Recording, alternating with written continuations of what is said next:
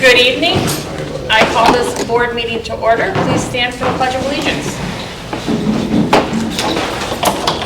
I pledge allegiance to the flag of the United States of America and to the republic for which it stands, one nation, under God, indivisible, with liberty and justice for all.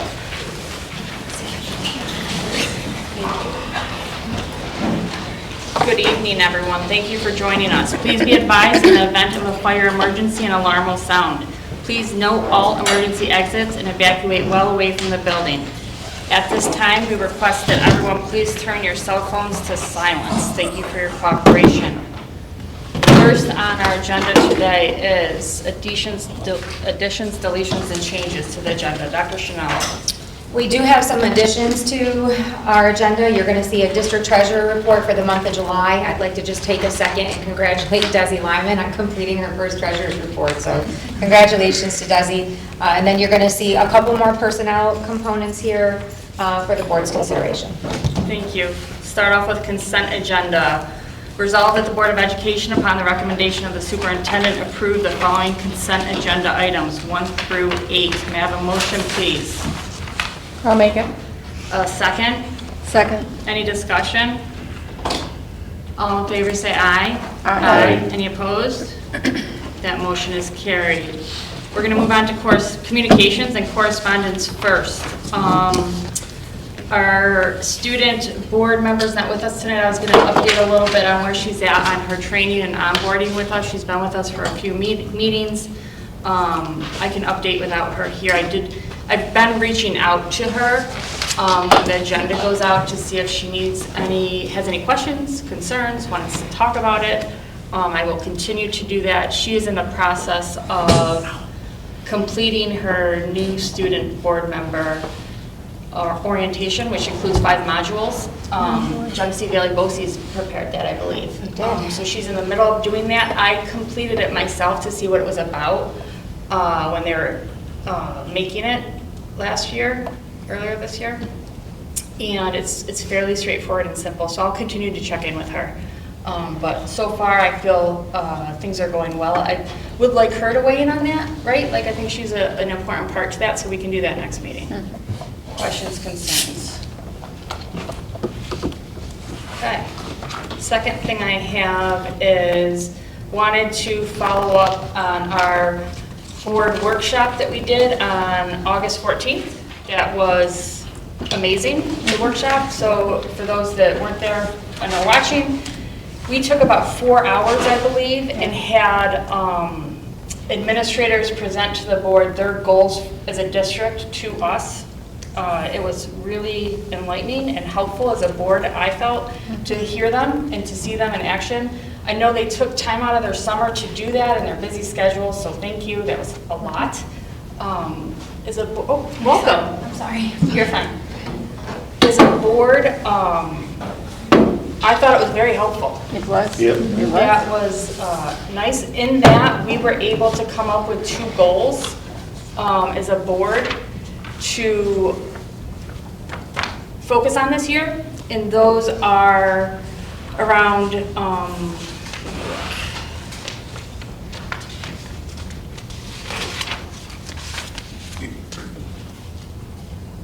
the 2 goals that we developed were during the 2025-2026 school year, the Board of Education will support district-wide literacy goals measured by overall reading proficiency of 80% across the district. It's been identified that's a lofty goal, but our administrators felt that that was important. The second one was during the 2025-2026 school year, the Board of Education will enhance its 2-way communication with the community to increase stakeholder engagement and ensure board decisions are informed by community perspectives. Would like to hear everyone's opinion on how they felt that went. We did also at that time talk about doing board workshops quarterly. So I have 2 dates, but first let's talk about how everybody felt that went. Any feedback? It was one of the most thorough nights in my soon-to-be 33 years. I mean, it was just, if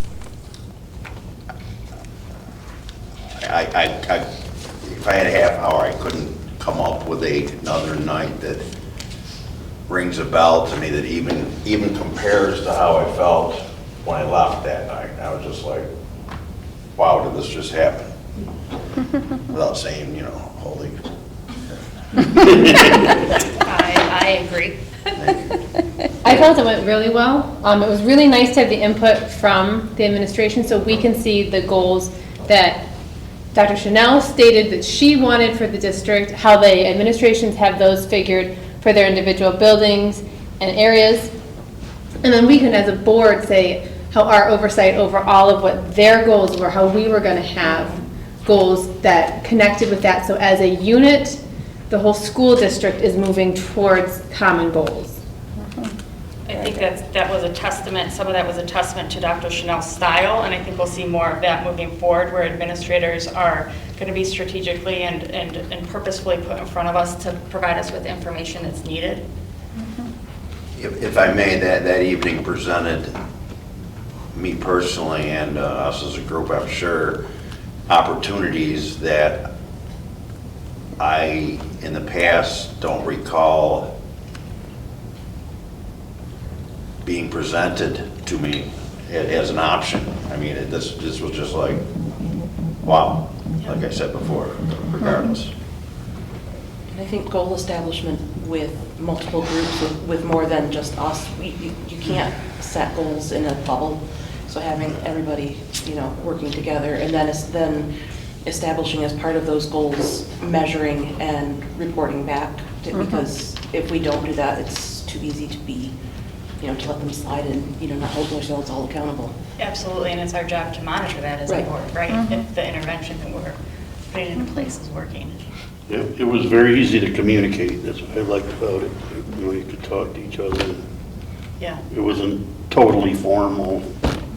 I don't have quite the years that John does on the board, but in my 12 years, or a little under 12 years, that was one of I can reflect on and think that was one of the best times that I think as a board, we worked collectively, and with the administrators present, I really enjoyed it. So thank you again.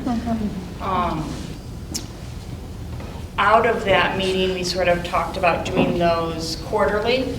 I'm going to propose that we hold November 18th and February 10th as tentative dates for our next board workshops. Those workshops will be from 5 to 6 before our regularly scheduled board meeting. If there's problems with those times or dates, let me know. I strategically put them on already existing board dates to try to avoid some of that complicating factors we had last time. It was hard to get us all together. Tell me those dates again, November? Yep, November 18th and February 10th. Existing board meeting is already those dates. Okay, so it'll be 5 to 6. Yep. And then the second part of that, as I emailed you all last night, was about sort of setting what we wanted to work on next, right? So, the sky's the limit. I sent you sort of NYSBA's outline of what our board roles are, so we can sort of structure our workshop around our roles, so we're not going outside of that. And there should be a piece of paper on your desk. When we get back from executive session, they'll be here for you. The actual Okay. survey for the. They're here. Oh, they're there? Oh, you brought them. I was going to put them on paper. Oh, I printed them. And put them. They're in front of you. Yep. I do know they're there because I put them there, as you did it. Good job, Liz. So before the night's over, if you could commit to doing that, and then Becky and I, or Dr. Chanel and I, will review that to see what topics are most interested in for the next workshop. Questions, concerns, anything I'm missing on that? Okay. Wanted to update you all before we go to points of pride on just talking to Dr. Chanel. When I became board president last school year, we were not a part of NYSBA, so I was not included in some of the board official, board officer trainings. And so during this re-election, I've been privy to some of the NYSBA opportunities. I've signed up for a NISBA board officer forum, which is actually pretty helpful, where board officers can exchange messages with one another amongst each other confidentially, and get suggestions. And then I also signed up for a training, the Board Officer Academy training, that I didn't know these existed last year, else I would have taken them, but I will be taking them shortly. I just wanted you all to know that. Aside from that, I don't have any other correspondence, so we can move on to points of pride. I believe Mrs. Roll is first for points of pride.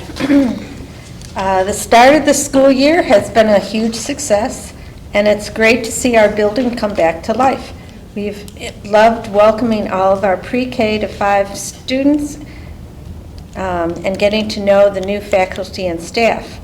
The positive energy on campus is amazing and is setting us up for a really productive year. We're so excited for what's ahead, and we're ready to build together. And I should point out, it's welcoming all the kids up to grade 12. So everybody was great. I actually came and welcomed some kids on the first day of school. That was fun. It was a special day at Carrier Dome in 1995 when both Leroy and Caledonia Mumford brought the New York State Championships back home to Route 5.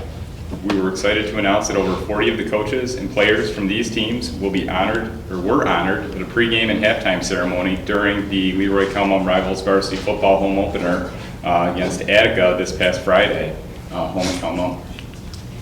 And we are also excited to reveal fresh upgrades to our gymnasium, and this is the high school gym.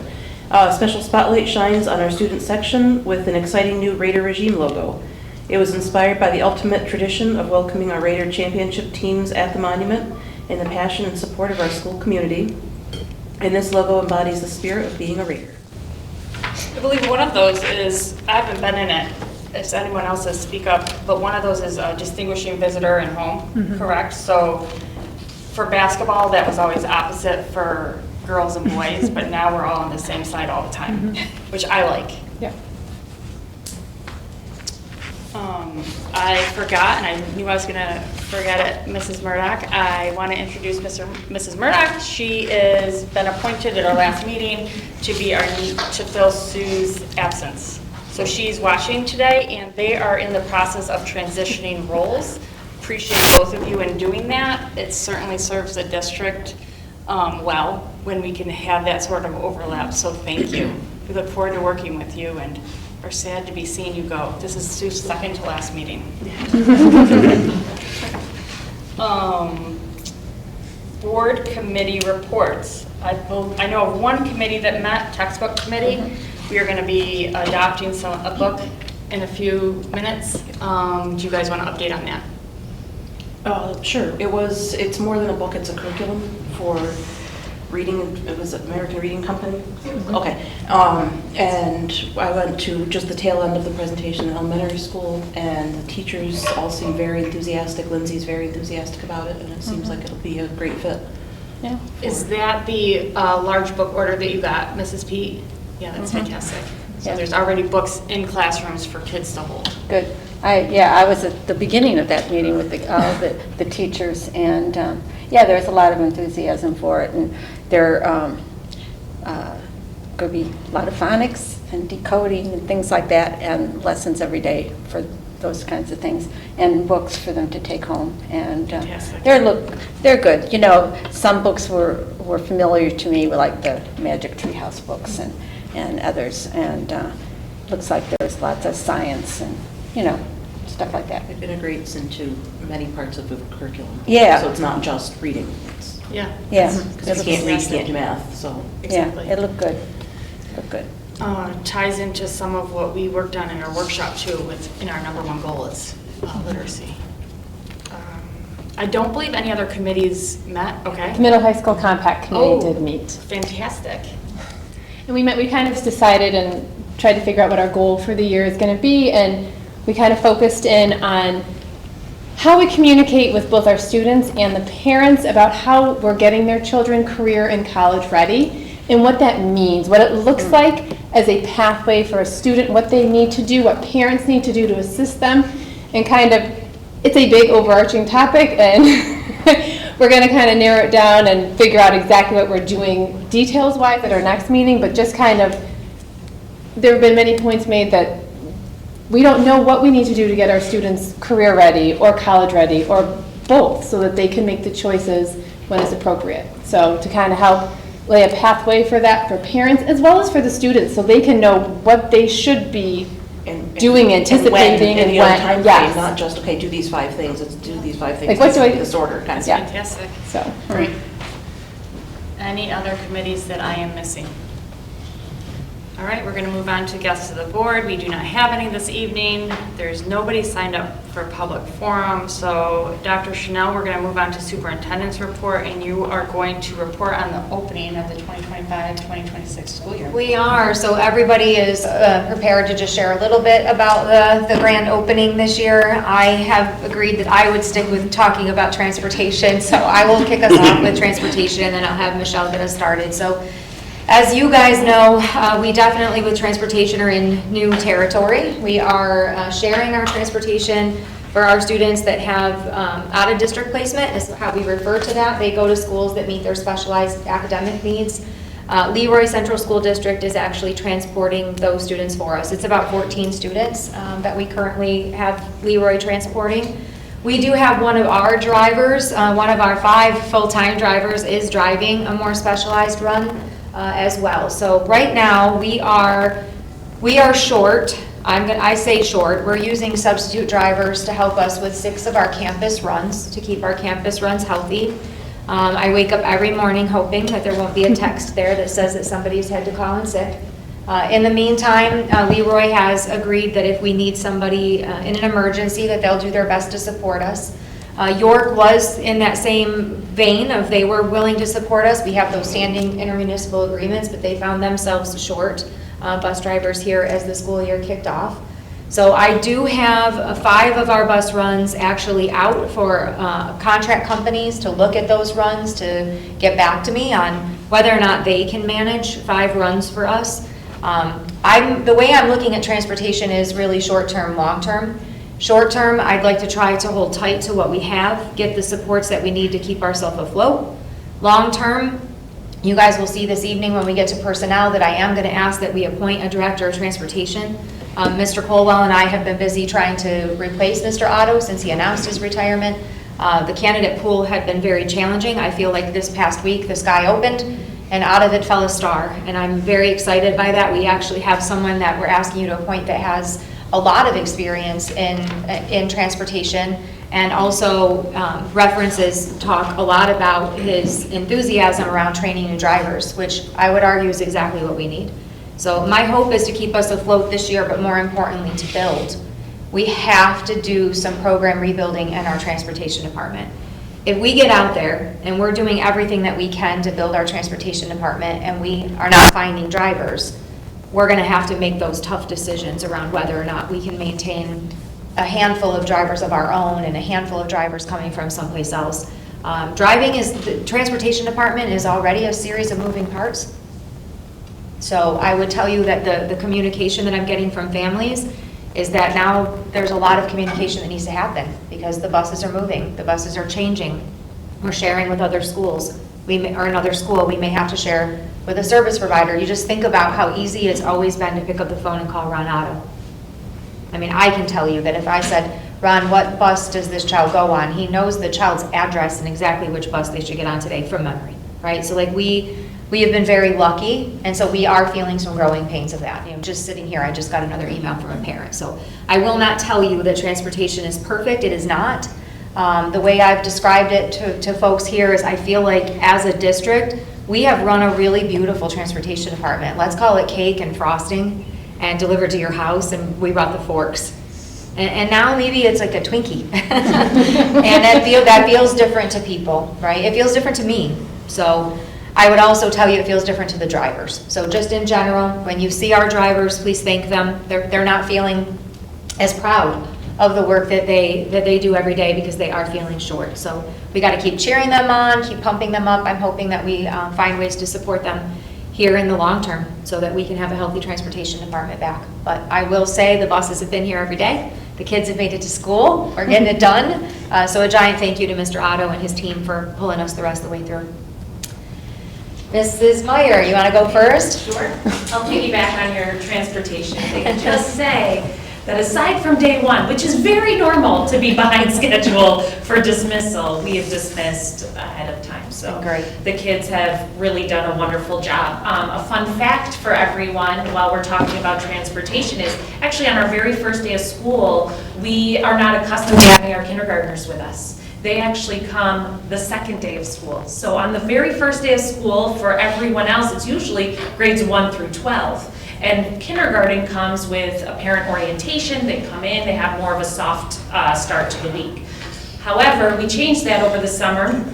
We did our bus safety experience during their playground night. So we wanted everybody to just come on the same day, get picked up on the same time with their siblings, with their friends at the same stops, and not make for much confusion, which did slow the process down on day one, but we've typically never had kindergartners on day one either. So I was super proud that we left. I think it was less than 15 minutes behind schedule on that very first day, and ever since then, we've been right on, if not early on my end.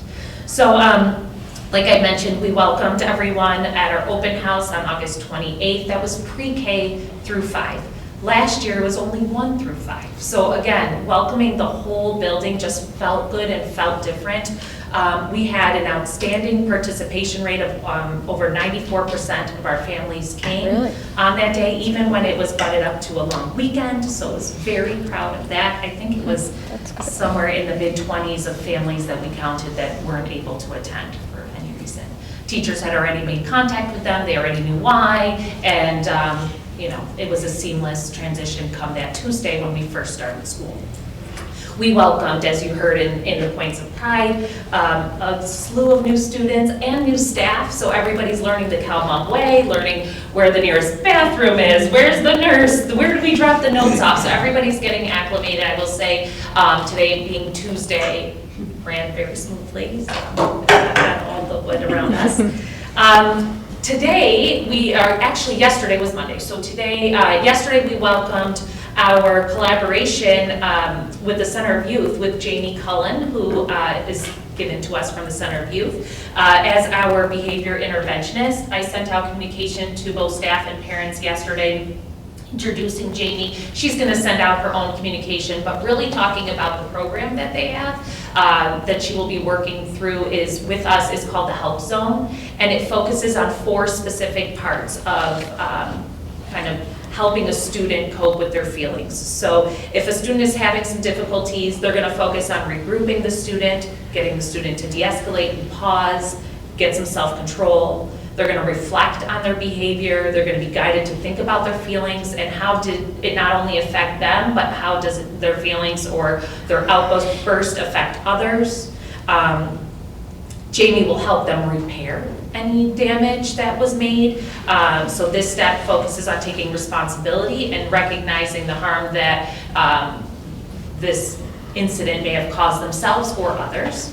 And then ultimately, what I love about this philosophy is this program is that it's not meant to take the student out of the space for very long. Actually, the goal is to re-enter into the classroom as quickly as possible so they can get back to their schoolwork. So that's the quick 4-step help zone. She has not had to initiate that just yet. It's only Tuesday. She is learning all of the kids coming to arrival and dismissal, and then popping into classrooms as well as the lunchroom throughout the day right now, getting her room set up for that. So very excited to welcome Jamie aboard. I brought show and tell.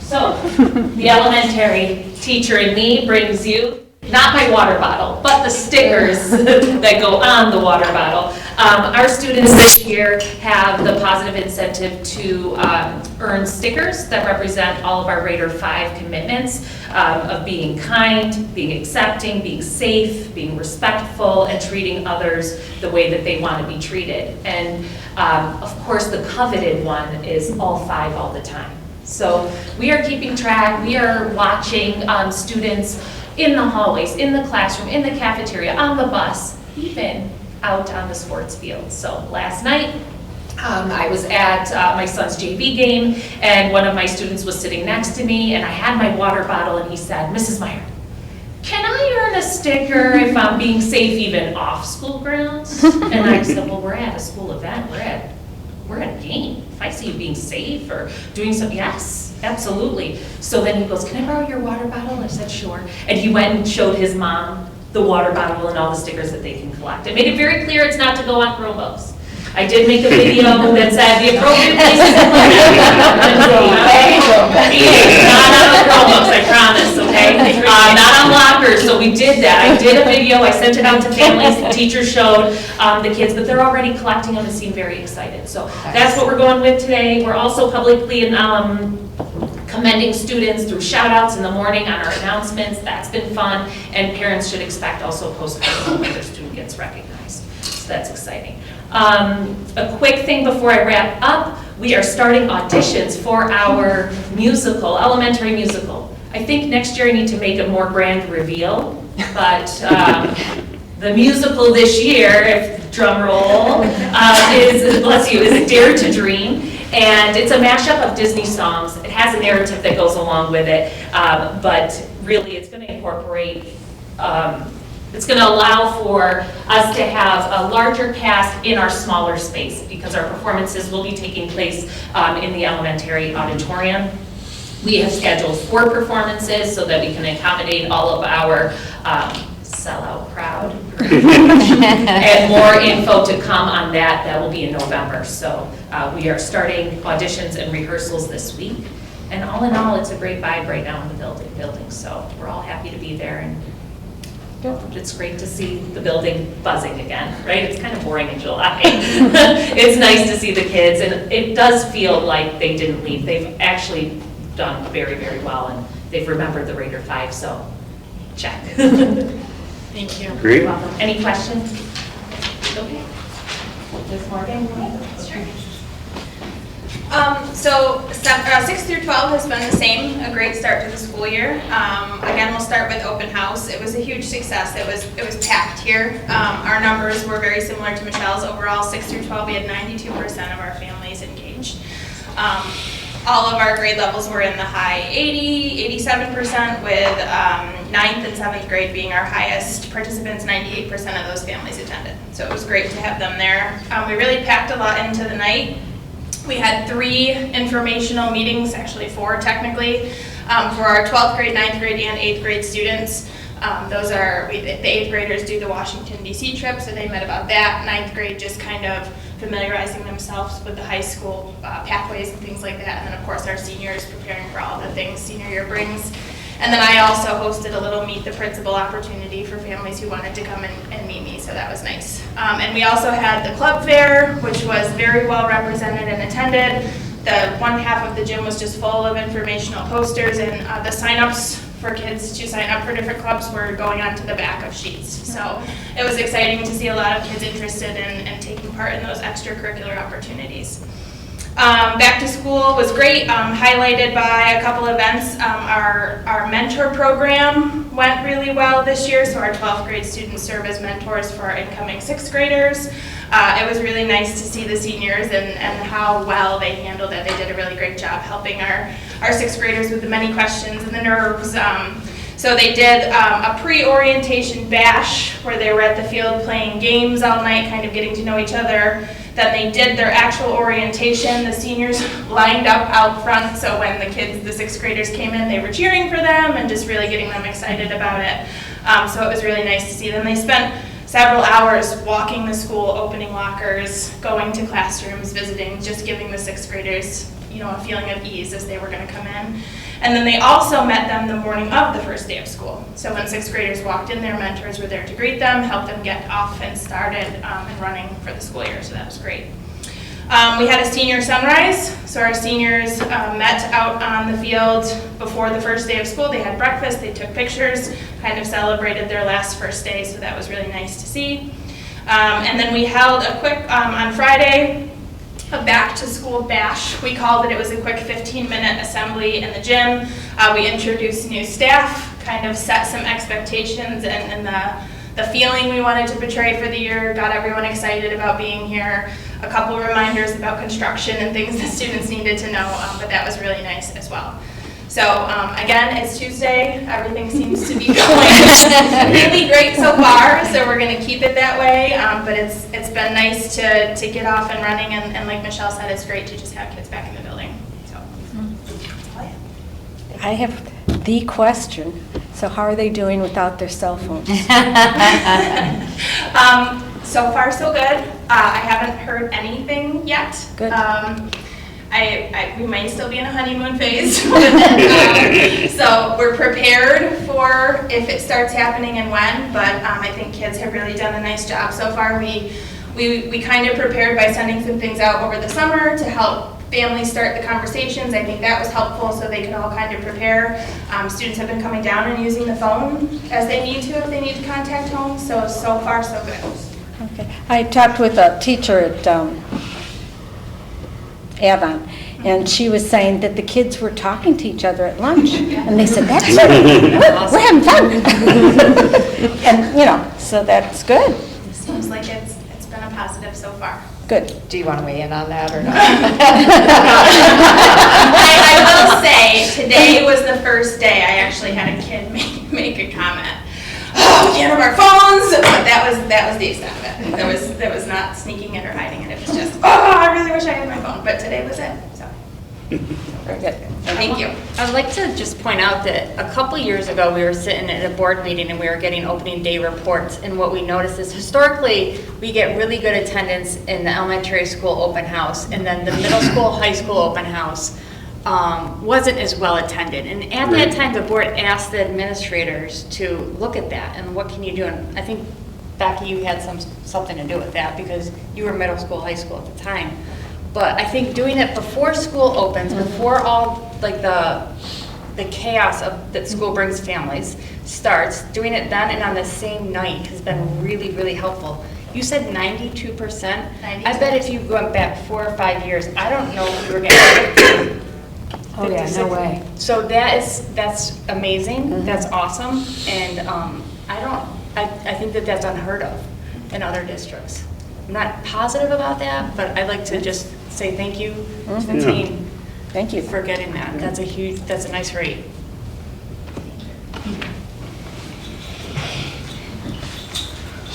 So I'm going to update you on two kind of big areas, one being the literacy initiative around the ARC core pilot. Can't even remember the date now. I think it was August 27th. We did have elementary teachers were in the building for a training, and that was a virtual training. That is when they got their unit 1 of books. So when I say books, I mean boxes and boxes and boxes of books. And It's the best delivery it, ever. it really was. I was so excited to see titles. I was pulling them out. Wait till you see this book, and wait till you see some from familiar books, but then also some new books that I haven't seen. So teachers and students last week and into this week have really been kind of going through that same process of kind of looking at these books, looking at brand new covers. Every teacher has multiple copies and sets in their classroom. Students are touching books, reading books, holding books. And again, some familiar titles and then some brand new titles, which I think is really important. Our students and our staff are kind of seeing a variety of representation on the covers. They see themselves there, and their peers and their families, and so I just wanted to kind of highlight that. The elementary staff has been amazing learners and really embraced this. It's challenging and it's hard to learn something new, and they really are all in and really excited about it, and so I just wanted to commend them for that effort, especially right before the beginning of the year. The other piece that I wanted to update you on, I think we talked at our workshop around asset management and incident IQ. And so we successfully rolled incident IQ out in about 6 weeks, right? So there are 3 modules, the event side, the facility side, and then the IT side. And so that's a single system that everyone has access to put tickets in, and I'm looking to Ian because we know it's working because we're getting lots of tickets. So lots of tickets are coming in. Teachers and staff, it seems to be pretty easy to use. Our events are on the calendar. We're still working through some of those glitches and learning around kind of asset management. So we're going to continue to grow. I was talking with the company and he reminded me that we've implemented all 3 modules fairly quickly, and that's not typical. Usually it's one at a time, and so I'd like to be all there and perfect, but we're just not. We're not Thank there you. yet. I'm sorry. It's okay. And thank you. It's going to be great. It's going to be great. We're just working through it. But I do think that's another piece that our facilities, Molly in the main office, and then I would say Ian and Terrell, our IT department, have kind of all summer been working behind the scenes to make that happen. It couldn't have happened without them, so just wanted to thank them as well. I don't have anything else unless you have some questions to either of those topics. Thank you. Great. All right, couple of things from People Services world. First, along the same lines as open house, during open house, we held a parent orientation for English language learners that was really well attended. Our two English language, two ENL teachers created a presentation around the units of study that their students would experience this year, the types of accommodations they are provided. We had a chance to talk with families and update their contact information and just have like nice one-on-one conversations with families. We gave them their annual test results and were able to really have in-person conversations about what those test results meant for their particular student and what they can expect in the year going forward. Our two teachers, they actually went through the presentation twice that night to accommodate where the families were in their open house visiting classrooms experience, and they did it in 2 languages.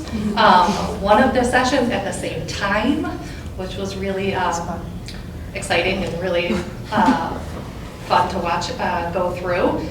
So 6 out of our 10 families attended that night, which was really great. The 4 we already knew were able to attend for a few different reasons, and they've had a chance to connect with their ENL teacher around that. So that was really great and a great lift that our teachers were able to pull off. And then the other update, which is a little bit more visible, is our fence on the primary school playground. If you've had a chance to walk by that, we put that fence up at the end of the summer, and it's been fantastic. That's something one of our teachers advocated for last year. Our 811 teacher, Mrs. Keenan, she just felt like safety reasons with her class and just having that visual barrier of where the limits are would be really helpful for her class. And as we were talking about it, a lot of the primary teachers were coming up and saying, hey, I think I'm hearing we're getting a fence. We would also like to advocate for that fence. So pre-K teachers are really thankful for that. So, and then just walking by at the start of the school year, we're getting a lot of like, this fence is making a world of difference on our recess experience. A huge addition there. And then just going forward, we have a couple of positions that I'm on my never-ending quest of being fully staffed and the journey that we're on. So we have an OT that we have staffed right now by a staffing agency, but it is our intention to have that be a full-time CalMum staff member. And then we have a 5th grade special ed teacher that is being covered by the wonderful long-term sub-experienced teacher of Nicole Flint. So she's back joining us as we seek to fill that with a permanent position as well. Any questions for me? Thank you. Thank you. All right, you're up. All right. Talk about how excited I was about the American Reading Company. All right, well, if you remember back to our last board meeting, we took a walk through all of our buildings to look at the capital project going on. So one of the biggest lifts that we had in terms of my department was preparing for the opening of school. If you remember, we had open walls still, we had conduit, showing wires, missing walls, framing, missing parking lot, and what have you. Our team, our building and grounds team, worked around the clock. We had overtime several nights and over the weekend, and then Monday and Tuesday and Wednesday and Thursday. Obviously not overtime on Thursday, but we worked tirelessly Thursday to prepare for that open house. And we worked in concert with campus to make sure that they were closing up walls, that they were closing conduit, that the auditorium was secure, that the new office in the elementary building was secure. They were hanging several thousand-pound I-beam Wednesday morning to make sure that was closed up. And the challenge there was coordinating between the two so that as they closed up spaces and created dust and mitigated dust, we were behind them with auto scrubbers every minute of the day, making sure that we were cleaning up so that the buildings looked pretty for our opening. So this is also a shout out to our building and grounds team who really held it together and performed amazingly to make sure that we were ready to open, because everything looked great on that Thursday night that you could barely move your elbows in the parking lot. So that's my update for the beginning of the year. That American Reading Order came in, I think Wednesday. That was a little scary. There's a lot of boxes, and then we've had to do the battle.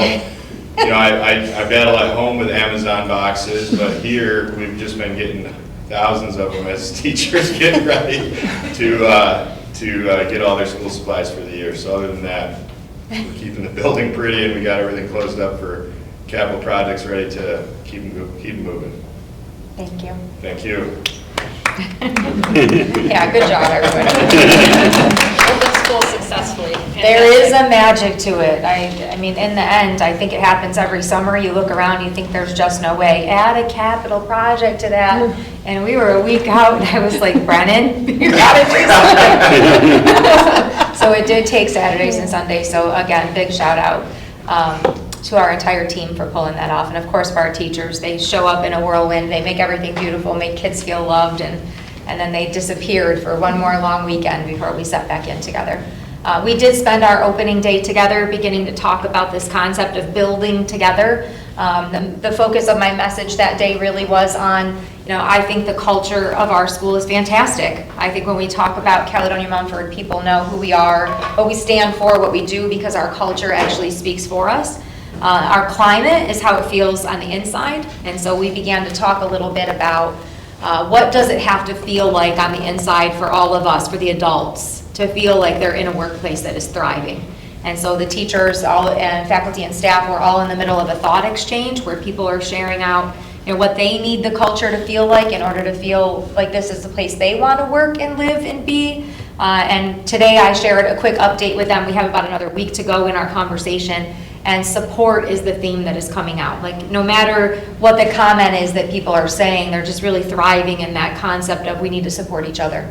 So it's words and phrases like, what we want from the administrative team in terms of support, but also what I want from my colleague. And that interconnectedness is what they're starting to talk about, where if in my classroom I hold a certain expectation, I really want that expectation to be held in yours. And so the support for the overall wellness of the building and how that impacts each of us, I think is going to be great conversation as the school year pans on. So I'm encouraging them to keep the conversation flowing. We have had about a third of the faculty and staff respond already to that survey, which is a pretty good number. And I look forward to another solid week and a half of collecting their voice on the topic. The next thing up for me is the staff and enrollment reports. So you all did have those. Our enrollment is still holding pretty steady. We're down just a little bit at 793, but we're right around the 800 mark probably since the time I got here. Sometimes we're popping up a little bit over the 800, sometimes just a little bit below. But that 800 is a solid number for us to consider ourselves at. You may have noticed we do have 2 grade levels that are a little bit low in terms of their enrollment. So one of the things I wanted to point out this evening about that report is that we currently run our school, I think about every grade level as being in 3 sections. And so when you think about that, you take that overall enrollment for the grade and you divide it by 3, and that's going to give you our class size. If we were to divide by 4, our class sizes would be pretty small, and you'd be hearing me say we probably could, I'm always going to keep taking us back to budget. We probably could start talking about some eliminations because we have 4 sections and our numbers are low. I want you all to focus in for 1 second around what it would look like if we tried to drop from 3 sections to 2, right? Our class sizes, we're not there. So what you'll notice about us, what I've noticed about us long term is that as folks have retired, we've really made decisions then whether or not we were going to open another section. So while our community maybe hasn't seen in a budget newsletter that we're cutting at every grade level, which we did see in some of our neighboring districts this year where they may be right-sized, we are right-sized. And so I thought tonight would be a good time for me just to bring that data point back to your attention that we still stand right-sized in terms of the number of sections. You could say that maybe not when we're looking at kindergarten. Our kindergarten class right now has 47 students in it. So we probably could divide that by 2, but I will tell you, in my time as a principal, no, I know, I agree. In my time as a principal, the second you do something like that, thinking that maybe you could manage a class of 22 or 23, you'll get 3 families that'll move into the district and they're all gonna have kindergartners, right? So we're always thinking about, it wouldn't take much to really topple that number over. So even in our smallest section, I would not make a recommendation that we take ourselves from 3 sections to 2. The other thing I would say is we want to also be consistently talking, as I know we do, about our ability to not only recruit, but to retain some of the best teachers. And so you also don't want your staffing to be low in this year, and we laid off for kindergarten because we only needed 2 sections, but next year we're going to need 3, right? So you need some continuity around that in order to create that space where retention does exist. So still with our numbers, when I think about enrollment, that's how I'm thinking. We are holding very steady at 3 sections across every grade level.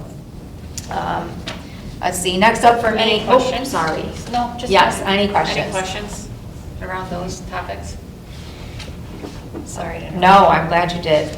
Next up for me is just some cost savings analysis. So I've been sharing with the board some of the things that I have been looking at as superintendent around cost savings, whether we're talking about administrative roles or any of the other ways where we might start to right-size ourselves in some areas. So tonight, I wanted to talk a little bit about, maybe seeing the director of transportation. We were all thinking, well, the possibilities of sharing with Leroy. And there is a possibility whenever we have a retirement, right? That is our process, is that we begin to look. I think right now, because my goal, as I shared with you, is to both support our transportation department but try to grow it. If we were already a pretty healthy transportation department and we weren't looking to try to grow ourselves out at like 8 to 10 more drivers, we probably would be primed to share.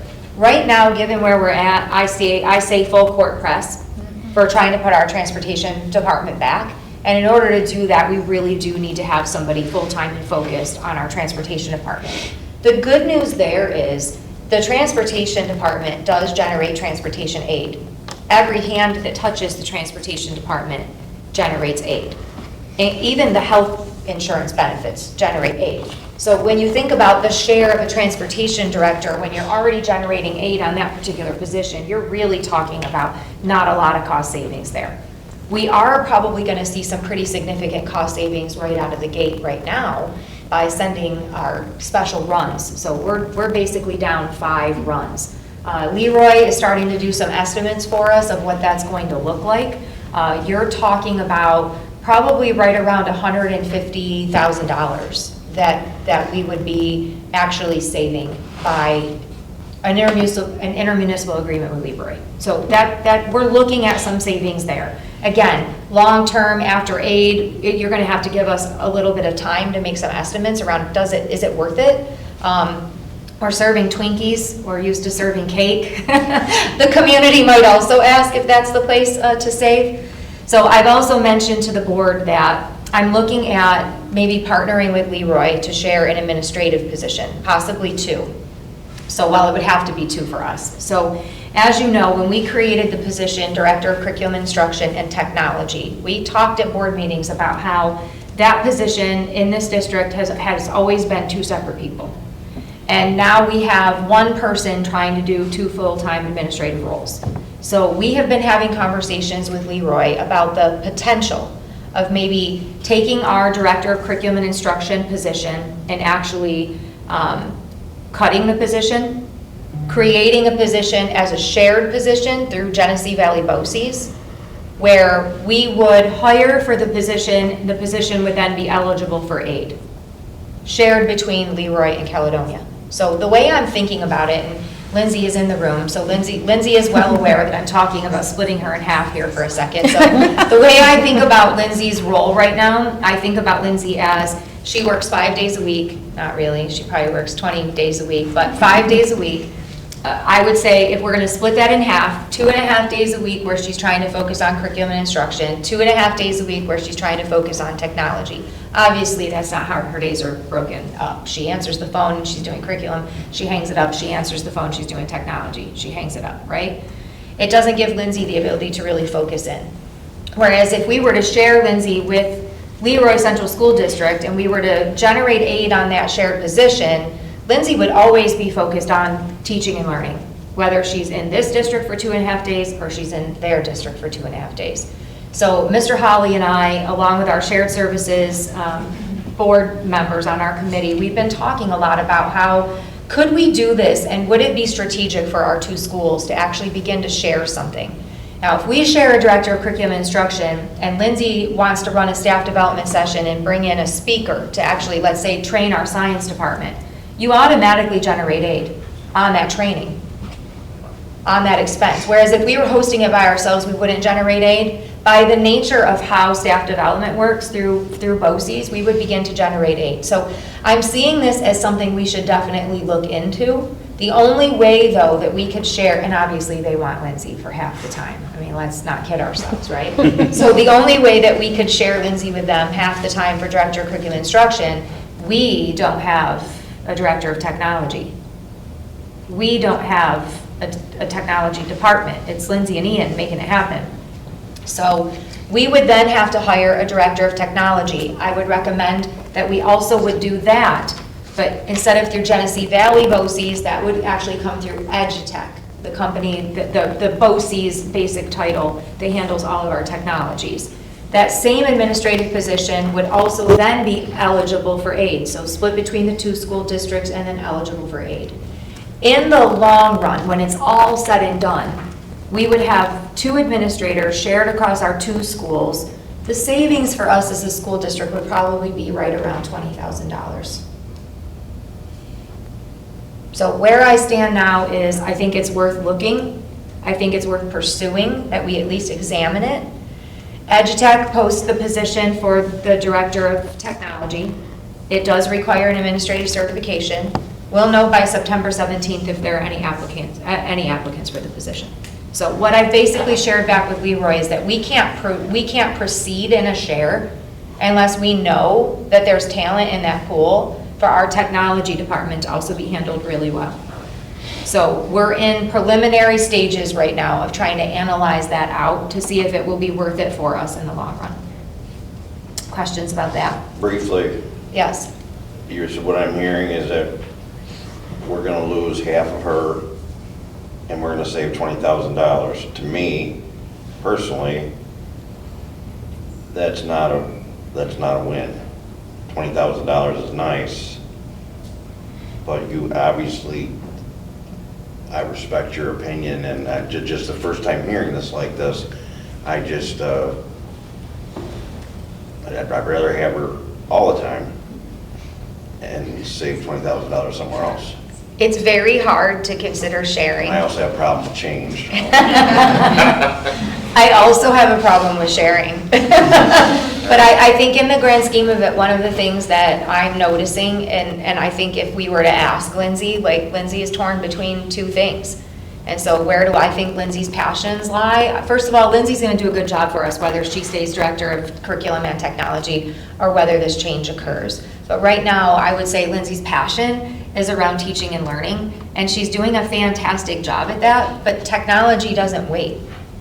She's in the middle of something, she's trying to get this accomplished, and the phone system goes down. Like, she actually has to stop what she's doing and manage what I would consider to become crisis in that moment for our technology components to be able to get kicked back on. So I think just in general, some of this is also how do we get the best of Lindsay and what our teachers need of her. And I would agree with you, that won't be doable unless we hire a Lindsay-esque technology director. Yeah, so I do think that, the stars have to align on this one.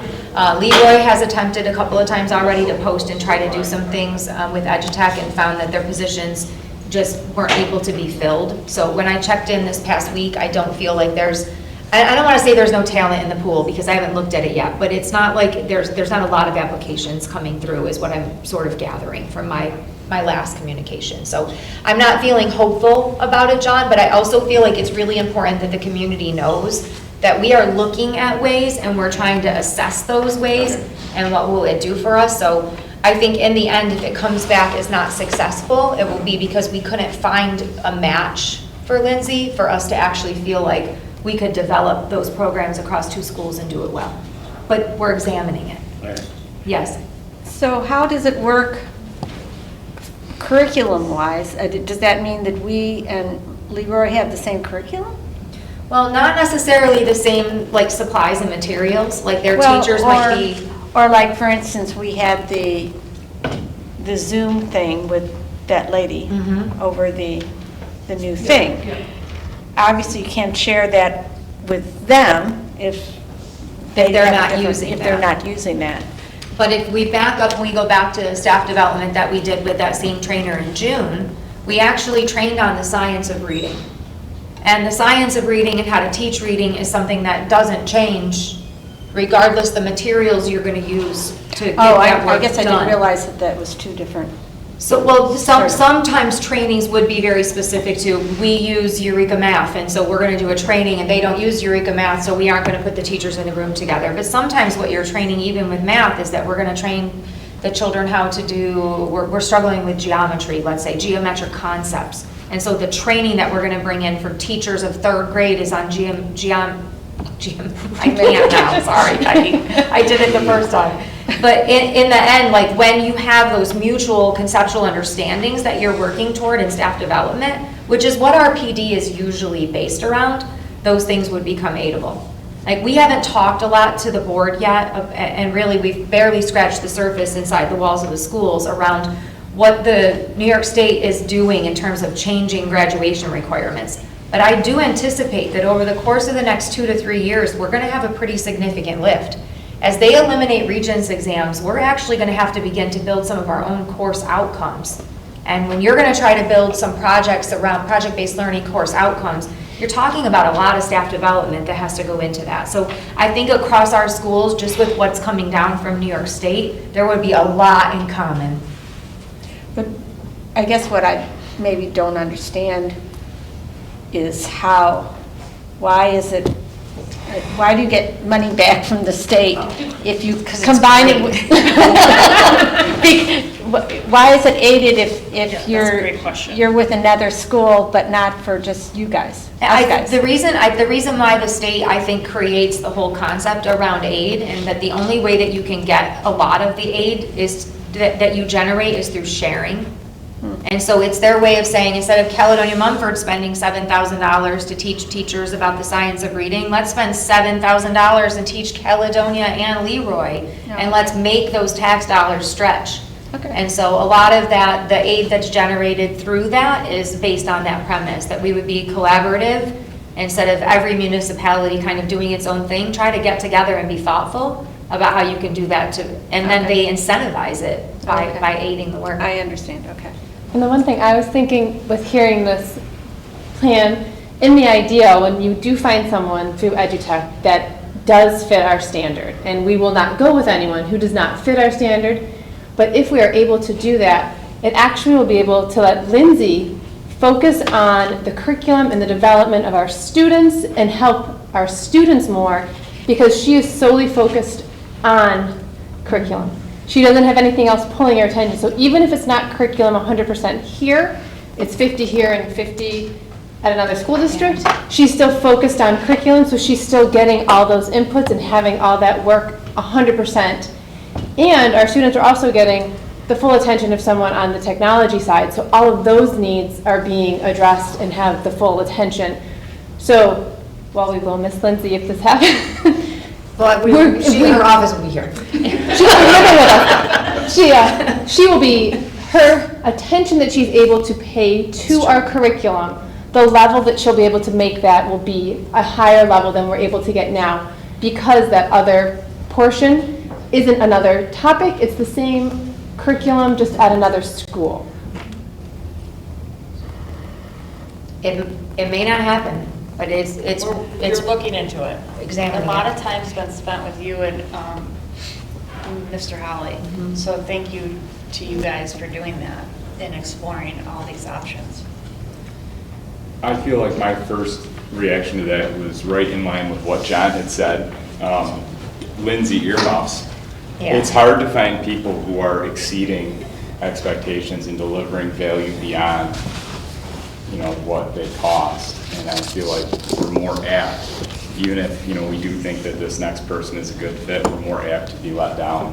Whereas we know we have someone who's proven very, very capable. So for the money, I don't know, it's a tough choice.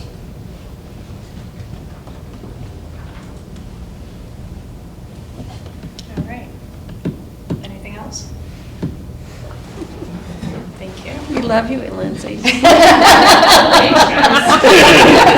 Well, I'm gonna text Merritt and tell him we took our toys and went home.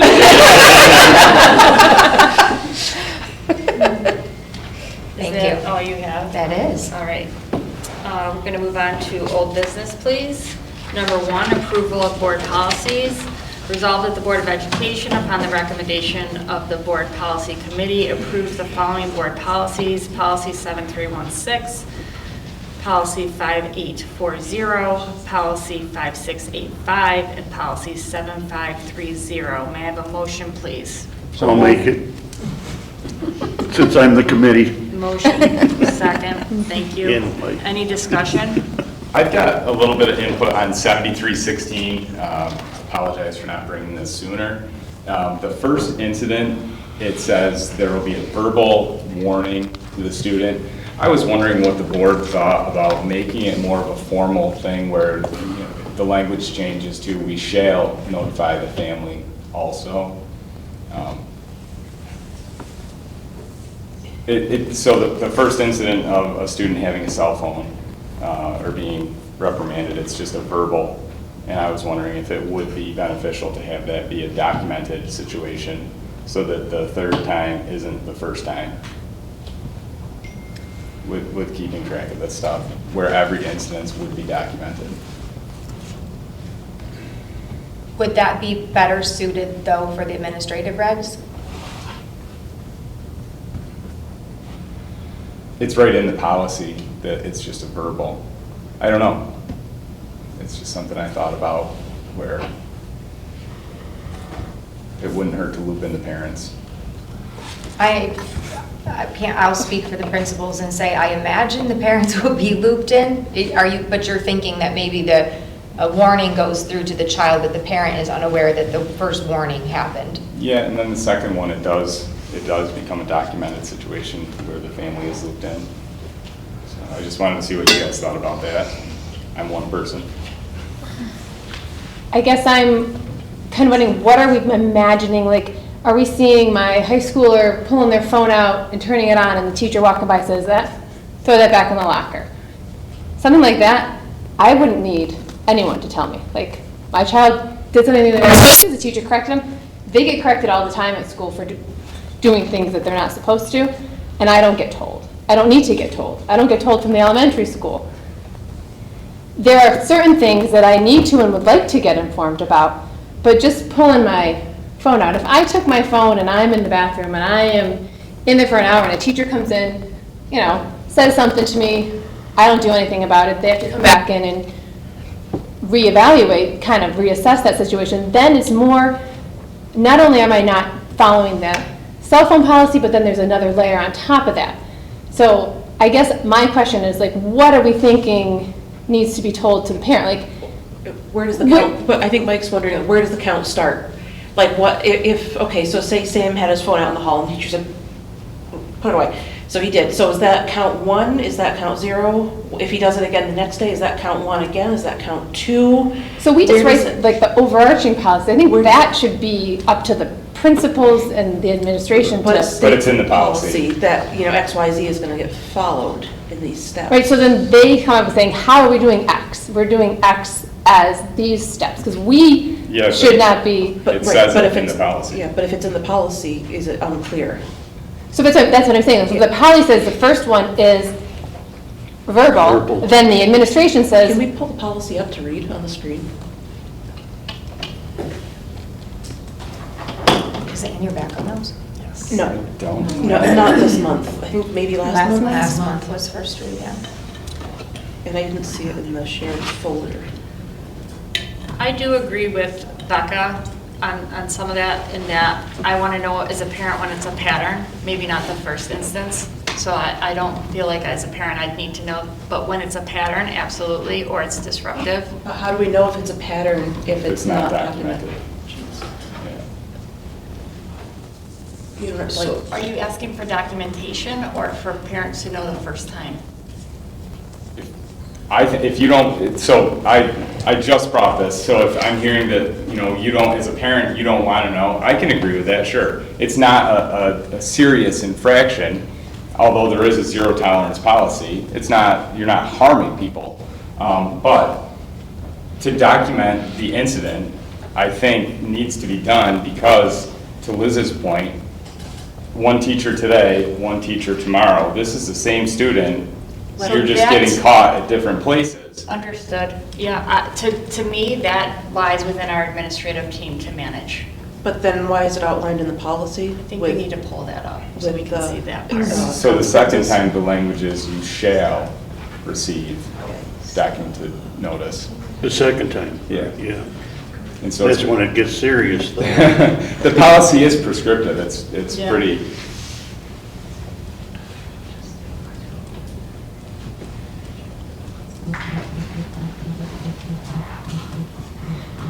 Over again.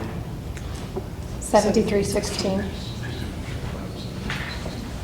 Just thinking about the way, Sue, it is in 812's agenda, and is on page 160.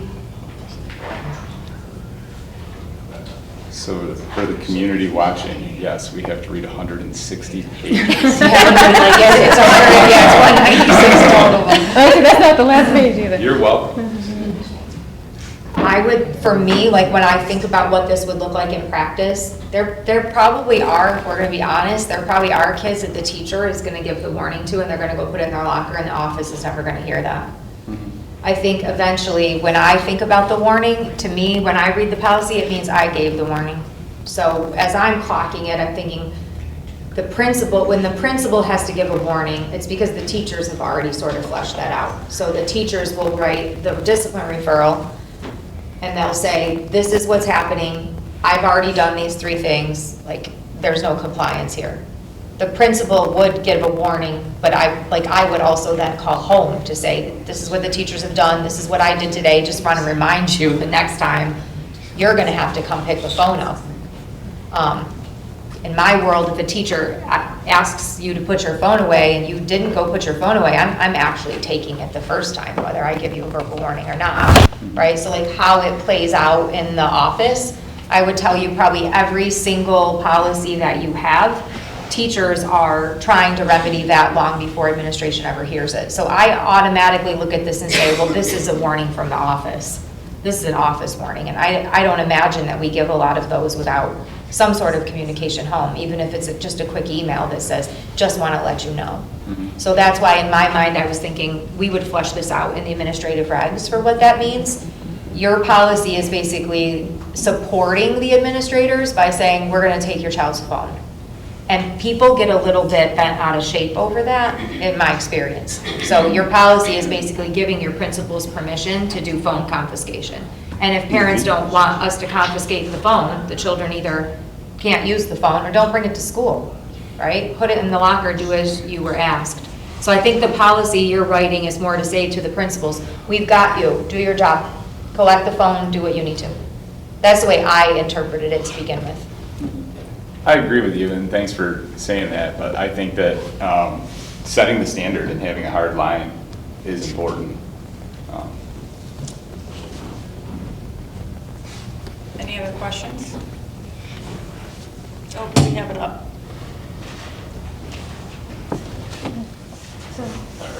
I can't read that. That's what I'm turning around with. Yeah. I'm like that dude on the other side of the room. I can't see it. Yeah. You want to read it?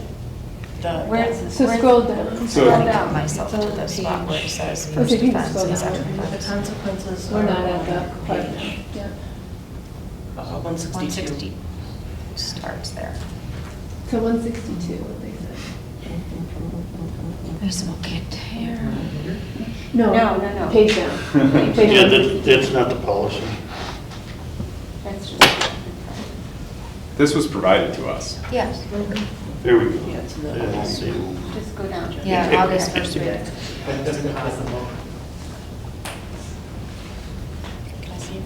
Yes, I'm just trying to find where, the specific language Yes, where he's it's speaking about, prescriptive. where it's prescriptive. For students out of compliance, the device will be held in the office until the end of the school day. The first time this happens, the student may retrieve the device and the parent will be notified. For subsequent instances, The the parent parent must must retrieve the device. Further instances will result in the device being held in the office daily for longer periods of time. But if it was already going to be there for the whole day, how does it have to be there for a longer period of time? We've kept them through the weekend before. The district will exercise reasonable care to maintain the security of devices. Did we go past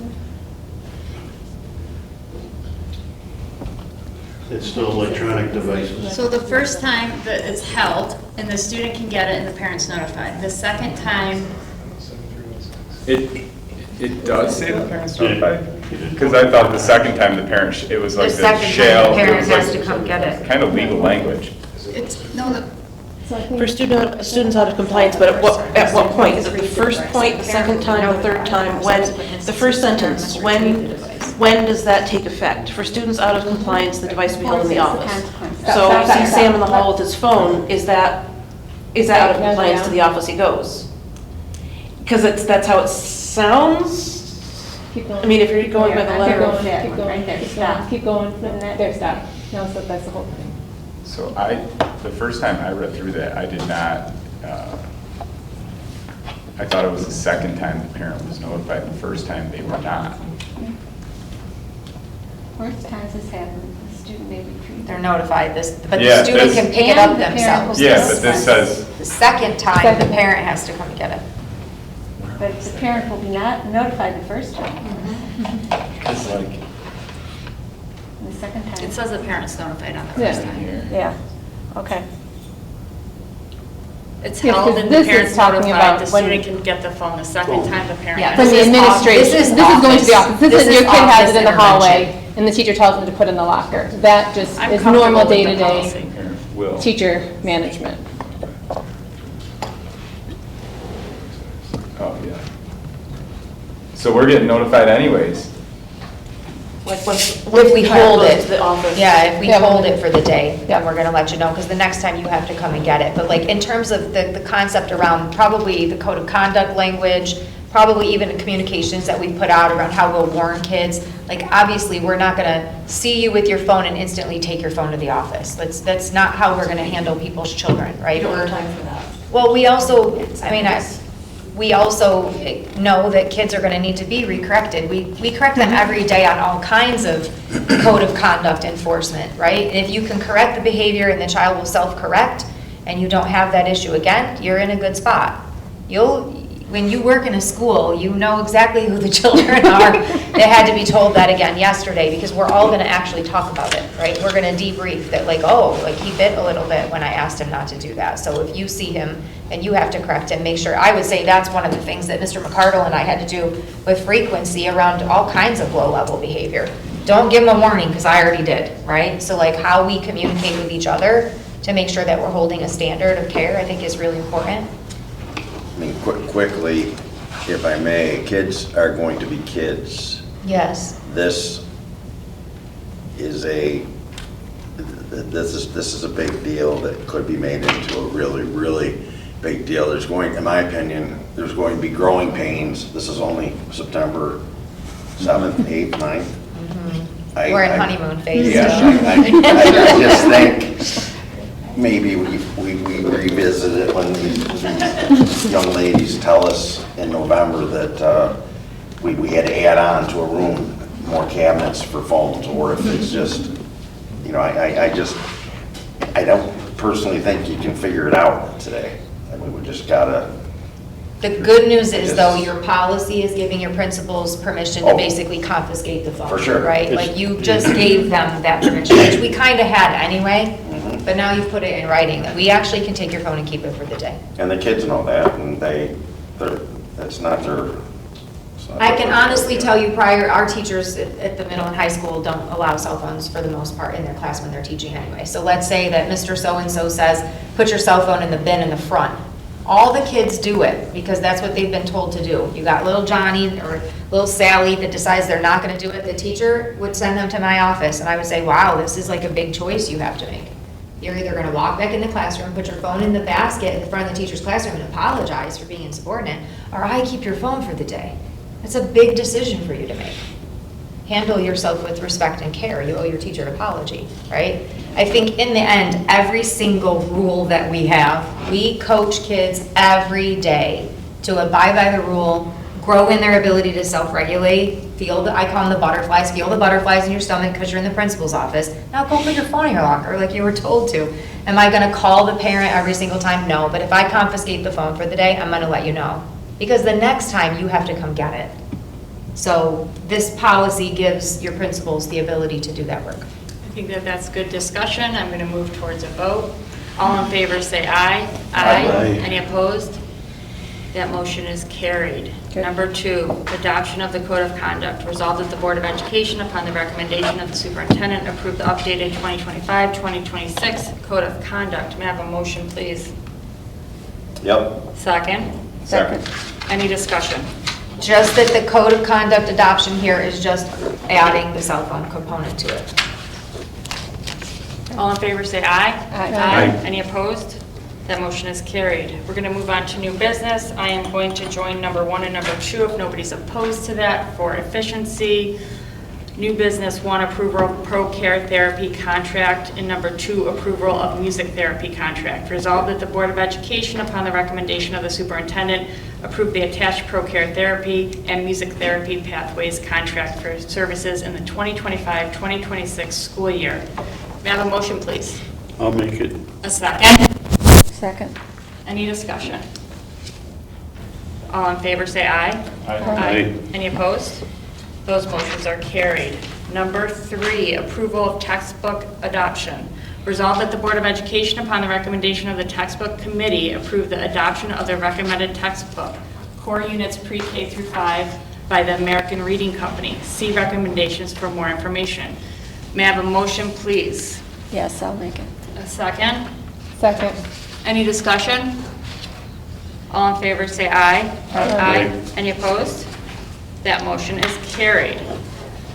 Number 4, approval of Treasury and Payroll Coordinator job description. Resolved that the Board of Education, upon the recommendation of the superintendent, approve the new Treasury and Payroll job description as attached. May I have a motion, please? I'll make it. Second. Second. Any discussion? All in favor, say aye. Aye. Any opposed? That motion is carried. We're going to move on to executive session. Resolved that the Board of Education adjourn to executive session at 7:17 p.m. to discuss the employment and employee history of particular persons. May I have a motion, please? I'll make it. Second. Thank you. Motion, second. Any discussion? All in favor, say aye. Aye. Any opposed? That's carried. We will be back. Resolved that the Board of Education return to regular session at 7:44 p.m. May I have a motion, please? I'll make it. A second? Second.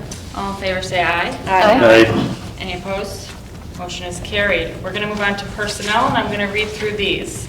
Appointment, number 1, appointment of per diem substitutes. Resolved that the Board of Education, upon the recommendation of the superintendent, approve the following as per diem substitutes for the 2025-2026 school year as listed. May I have a motion, please? I'll make it. Second? Second. Any discussion? All in favor, say aye.